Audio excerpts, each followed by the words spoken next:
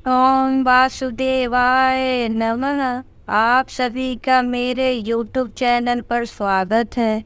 आज मैं आप सभी को राधा जी की छठी कैसे की जाती है उसके बारे में मैं आप लोगों को बताऊंगी।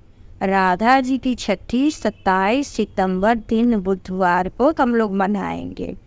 जैसे कृष्ण भगवान का हम लोग मनाए थे कि जन्मोत्सव मनाए और फिर हम लोग 6 दिन बाद छठी मनाए, वैसे ही राधा जी का भी हम जन्मोत्सव मनाए थे। आपको मैंने पूजा विधि और वीडियो पिछले मेरे वीडियो में है, आप देख सकती हैं कि कैसे राधा जी का जन्मोत्सव हम लोग मनाए थे।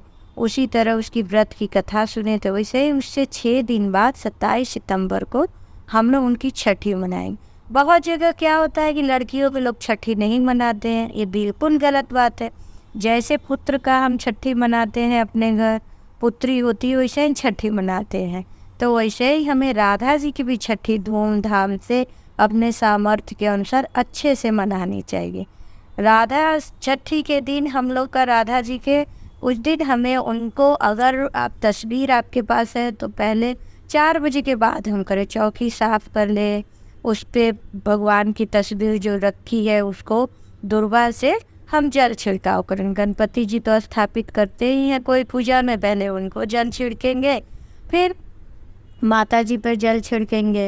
ये राधे कृष्ण की तस्वीर पे अगर उनका छोटी सी मूर्ति है तो हम उस दिन, जैसे जन्माष्टमी में कृष्ण भगवान को हमने तेल लगाया था, दूध में स्नान कराया था, उसी प्रकार राधा जी को भी हम, अगर छोटी सी आपके पास मूर्ति है तो आप पहले तेल लगाइए, फिर उनको दूध में स्नान कराइए और उसके बाद से तब उनको पोंछ के गंगा जल से स्नान कराइए, पंचामृत से स्नान कराइए, फिर गंगा जल से स्नान करा के पोंछ के, और हमें राधा अष्टमी के दिन राधा जी को हम पीला वस्त्र ही पहनाए तो ज़्यादा शुभ होगा।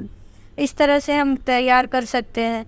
अगर आपके पास छोटी सी राधा जी है तो हम उनको काले रंग की मोती की नजरिया भी उनके हाथ में पहना देंगे, जैसे बच्चों को नज़र ना लगे माताएं पहनाती, इस तरह हम राधा जी को भी पहनाएंगे और उनको हर तरह से पायल, गले में माला, ये सब पहना के हम उनको उनका श्रृंगार करेंगे। लेकिन अगर आपके पास छोटी मूर्ति नहीं है और तस्वीर है तो आप उस पर गंगा जल से छिड़काव करके मनन स्नान उनका करा सकते हैं कि मैंने राधा जी और कृष्ण भगवान का स्नान करा दिया। उसके बाद से आप क्या करेंगे, उनके पसंद की पुष्प चढ़ाएंगे, फिर हम उन्हें सिंदूर लगाएंगे, फिर उसके बाद से हम उनके मनपसंद फल चढ़ाएंगे, दीप जलाएंगे, घी के दिए का एक दीप जलाएंगे।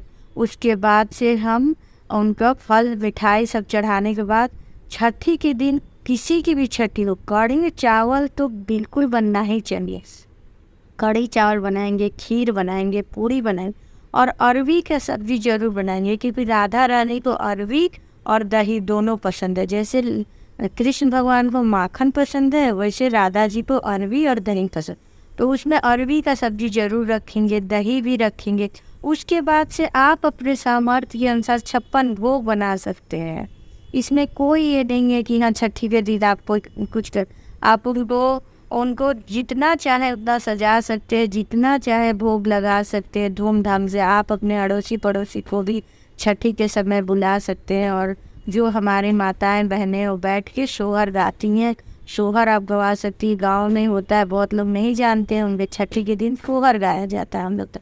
अगर आपको नहीं आ रहा है तो मोबाइल पे भी आप सोहर लगा सकती है। आजकल तो मोबाइल होने से बहुत आराम हो गया, हर तरह के पूजा पाठ में हम बहुत कुछ नहीं भी जानते हैं तो हमको मोबाइल से बहुत जानकारियाँ मिल जाती है। और या कोई गाना नहीं याद आ रहा है या आजकल के लोगों को नहीं याद है तो वो सोहर लगा सकती है। उसके बाद से हम एक छोटी सी चम्मच लेंगे, जो घी के दिए जल रहे हैं उस पर हम उसको रख देंगे। बहुत देर तक रखने के बाद वो काजल बन जाएगी। फिर काजल को लेके हम राधा जी को लगा देंगे और कृष्ण भगवान साथ में, तो उनको भी हम काजल लगा दें।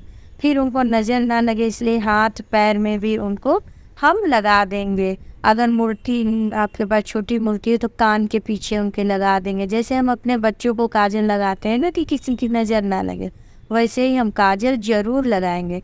उसके बाद से जब ये सब चीज़ हो जाएगा, फिर उसके बाद से हम भोग उनके पास रख के उनको मनन अनुरोध करेंगे कि हे माता जी आप ये भोजन ग्रहण करें। और उसके बाद से जितने भी हमारे दोस्त सगे संबंधी अगर आप बुलाई हैं तो सबको प्रसाद दीजिए, भोजन कराइए। तरह तरह अगर छोटे बच्चे बालिकाएं हैं, छोटे बच्चे हैं, तो आप उनको गिफ्ट भी बांट सकती हैं। बहुत तरह से आप खुशी मना सकती हैं राधा अष्टमी में। अगर आपके पास सामर्थ्य नहीं है, मैं हर वीडियो में ये बात बोलती हूँ कि ज़रूरी नहीं कि सब लोग एक समान हो पैसे में। अगर आपके पास नहीं है तो आप कढ़ी चावल, एक अरवी का सब्जी भी बना ली, अकेले में भी अपना पूजा कर ली, किसी को ना खिला पाई, ना दे पाई, तो भी भगवान आपके भाव देखते हैं। आप उतना ही आपको आशीर्वाद मिलेगा जितना कि ज़्यादा हम अगर ये सब करते हैं तो। ज़्यादा इसलिए करने की बात है कि भगवान अगर जिसको धन दिए हैं तो और अच्छे से पूजा पाठ, लोगों को खिलाए पिलाए, दान उपदान करे, सबको खुश रखे। इसलिए ये है कि पूजा पाठ का जो है वो सामर्थ्य के ऊपर रहता है कि हम कितना से कितना भगवान को कर सकते हैं। और सबसे अच्छी बात होती है हमारी मन हमारा साफ होना चाहिए। हम किसी प्रकार का द्वेष क्लेश ना रखें किसी से। तो अगर भगवान हमारे मन को देखते हैं कि कोई भी भगवान हो, उनसे कुछ भी नहीं छुपा रहता है। हमारी अंतरात्मा कैसी, हम लोगों से पर्दा कर सकते हैं, भगवान से नहीं।